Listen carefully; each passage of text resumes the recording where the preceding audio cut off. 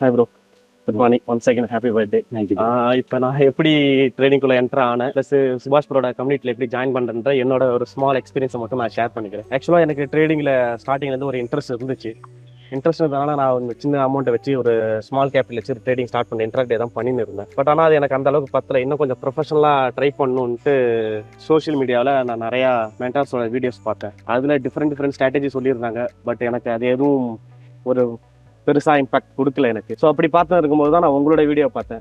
உங்களுடைய வீடியோவில் என்ன நீங்கள் அப்ரோச் பண்ணிங்கன்னா ஒரு மேத்தமெட்டிக்கல் அப்ரோச் இருந்துச்சு. ஸோ என்னோட எஜுகேஷன் பேக்ரவுண்டும் ஒரு மேத்தமெட்டிக்கல்ன்றதுனால எனக்கு அங்கே ஒரு இன்ட்ரெஸ்ட் கொடுத்துச்சு. சார்ட் பேட்டர்னு இண்டிகேட்டர்னு சொல்லும் போது இவர் வந்து ஸ்க்ரீனிங் டைம் இல்லை, so only price action mathematical கால்குலேஷன்றதுனால எனக்கு நானும் அந்த இதில் இருக்கிறதுனால எனக்கு இன்ட்ரெஸ்ட் கொடுத்து சரி ஓகே டிசைட் பண்ண ஜாயின் பண்ணலாம். ஜாயின் பண்ணும்போது இந்த காலகட்டத்தில் இந்த பீரியட்ல வந்து எல்லாருமே வந்து ஒரு ஸ்கேம் அண்ட் வந்து ஒரு ஃபேக் ப்ராமிஸ் கொடுக்குறாங்க. நம்ம ட்ரேடிங்னா எது வேணாலும் பண்ணிடலாம், எப்படி வேணாலும் பண்ணிடலான்ட்டு. ஸோ அந்த டைம்ல எனக்கு ஒரு பெரிய டவுட் இருந்துச்சு.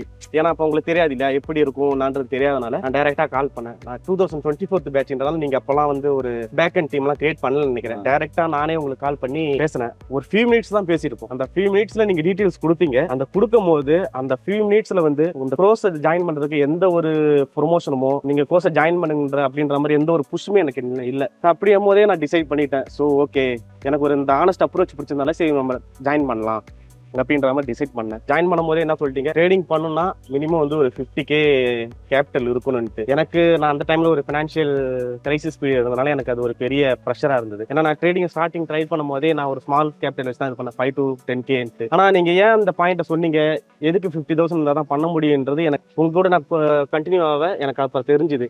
ஏன்னா ட்ரேடிங்ன்றது ஒரு கேபிட்டல் இல்லாமல் பண்ண முடியாது, கேபிட்டல் இல்லாமல் நம்மளால சஸ்டெயின் பண்ண முடியாது. ஸோ அதை டிசிப்ளினோடையும் ஒரு கன்சிஸ்டன்டோட பண்ணால் மட்டும்தான் நம்மளால அதை கான்டெக்ட் பண்ண முடியும் அப்படின்ற மாதிரி தெரிஞ்சுது. ஸோ அமௌண்ட் ரெடி பண்ணி கிளாஸும் ஜாயின் பண்ணியாச்சு. அப்படியே கிளாஸ் போகுது, நானும் கொஞ்சம் லாஸ் ஆச்சு. அது அஸ்யூஷுவல் நீங்கள் சொல்லிட்டீங்க எப்படி ஆகும்ட்டு. அதுக்கப்புறம் ஓரளவுக்கு வந்துடுச்சு. தென் என்னன்னா இந்த என்டையர் ஜேர்னியில் எனக்கு என்ன ஆச்சுன்னா, இந்த ட்ரேடிங்ன்றது வந்து குயிக் மணி ஸ்கீம் கிடையாது. இது வந்து ஒரு பிஸ்னஸ். இதை வந்து டிசிப்ளினோடையும் ஒரு கன்சிஸ்டன்டோடையும் பண்ணால் மட்டும்தான் நமக்கு க்ரோத் பாசிபிள் தெரிஞ்சுது. அந்த கான்ஃபிடென்ட் கிரியேட் பண்ணி கொடுத்த சுபாஷ் ப்ரோவுக்கு என்னோட ஹார்ட்ஃபெல் தேங்க்ஸ். எனக்கு என்னோட ஃபியூச்சர் பிளான் என்னன்னா, இன்னும் இந்த கம்யூனிட்டி கூட நான் இன்னும் கொஞ்சம் கூடிய டிராவல் பண்ணணுன்ற மாதிரி இருக்கு. ஏன்னா எந்த கம்யூனிட்டி கூட நம்ம குரூப்பாக போகிறோமோ நம்மளும் அப்போ தான் குரோத் ஆக முடியும். அப்போ அந்த கம்யூனிட்டி கூட தான் நம்ம இருக்கணுன்றது எனக்கு அனலைஸ் பண்ண முடிஞ்சது. ஸோ ரொம்ப தேங்க்ஸ் ப்ரோ.